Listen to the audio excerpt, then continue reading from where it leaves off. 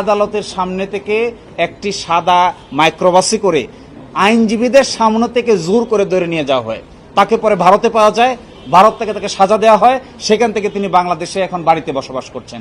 আমরা বলেছি এগুলো প্রমাণ করে যে ওই ট্রাইব্যুনালে যে বিচার হয়েছে তা সব কিছু হয়েছে অসৎ উদ্দেশ্য প্রণোদিত এবং কতিপয় রাজনৈতিক নেতৃবৃন্দকে সাজা দিয়ে রাজনৈতিক উদ্দেশ্য হাসিল করার জন্যই এই সমস্ত কাজ করা হয়েছিল।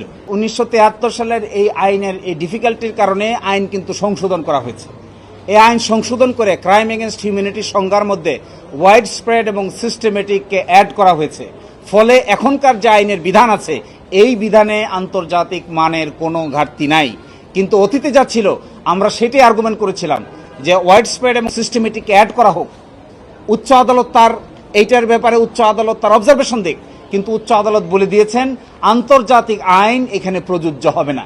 কিন্তু এখনকার আইনে আন্তর্জাতিক আইনের প্রযোজ্যতা সংশোধন করা হয়েছে। আদালতের সামনে থেকে একটি সাদা মাইক্রোবাসে করে আইনজীবীদের সামনে থেকে জোর করে ধরে নিয়ে যাওয়া হয়। তাকে পরে ভারতে পাওয়া যায়, ভারত থেকে তাকে সাজা দেওয়া হয়, সেখান থেকে তিনি বাংলাদেশে এখন বাড়িতে বসবাস করছেন। আমরা বলেছি এগুলো প্রমাণ করে যে ওই ট্রাইব্যুনালে যে বিচার হয়েছে তা সব কিছু হয়েছে অসৎ উদ্দেশ্য প্রণোদিত এবং কতিপয় রাজনৈতিক নেতৃবৃন্দকে সাজা দিয়ে রাজনৈতিক উদ্দেশ্য হাসিল করার জন্যই এই সমস্ত কাজ করা হয়েছিল। আমাদের যে আইন 1973 এর আইন আমরা বলেছি এই আইন তৈরি করা হয়েছিল 195 জনের বিচার করার জন্য, যারা পাকিস্তান আর্মি ছিলেন এবং যাদেরকে আইডেন্টিফাই করা হয়েছিল, কিন্তু ত্রিপক্ষীয় চুক্তির মাধ্যমে এই সমস্যার সমাধান করা হয়েছে। কিন্তু আজকে যাদেরকে সিভিলিয়ান আকারে ট্রাই করা হয়েছে, বিচার করা হয়েছে, অন্যায়ভাবে নতুন করে সাক্ষী তৈরি করে নিজের মতো করে ডকুমেন্ট তৈরি করে, আমরা বলেছি এটা সম্পূর্ণভাবে শুধুমাত্র রাজনৈতিক প্রতিপক্ষকে ঘায়েল করার জন্যই এই ধরনের উদ্যোগ নেওয়া হয়েছে। তিনি স্পষ্ট করে বলেছেন চার্জ নম্বর 2 এবং 3-তে যে ধরনের সাক্ষীর উপর ভিত্তি করে এখানে মৃত্যুদণ্ড দেওয়া হয়েছে, তিনি বলছেন এই ধরনের সাক্ষীকে মোটেও বিশ্বাস করার সুযোগ নাই। তিনি বলছেন 3 কিলোমিটার দূর থেকে যে দেখতে পায় তাকে আমি কি করে বিশ্বাস করি।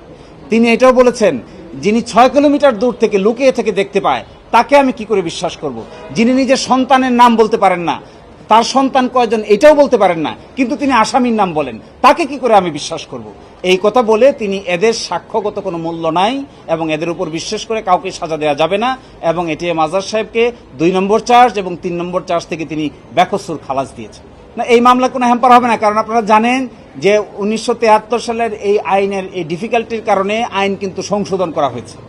এই আইন সংশোধন করে ক্রাইম এগেনস্ট হিউম্যানিটি সংজ্ঞার মধ্যে ওয়াইড স্প্রেড এবং সিস্টেমেটিককে অ্যাড করা হয়েছে। ফলে এখনকার যে আইনের বিধান আছে এই বিধানে আন্তর্জাতিক মানের কোনো ঘাটতি নাই। কিন্তু অতীতে যা ছিল আমরা সেটাই আর্গুমেন্ট করেছিলাম যে ওয়াইড স্প্রেড এবং সিস্টেমেটিককে অ্যাড করা হোক।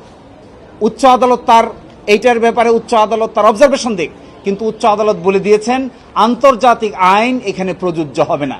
কিন্তু এখনকার আইনে আন্তর্জাতিক আইনের প্রযোজ্যতা সংশোধন করা হয়েছে।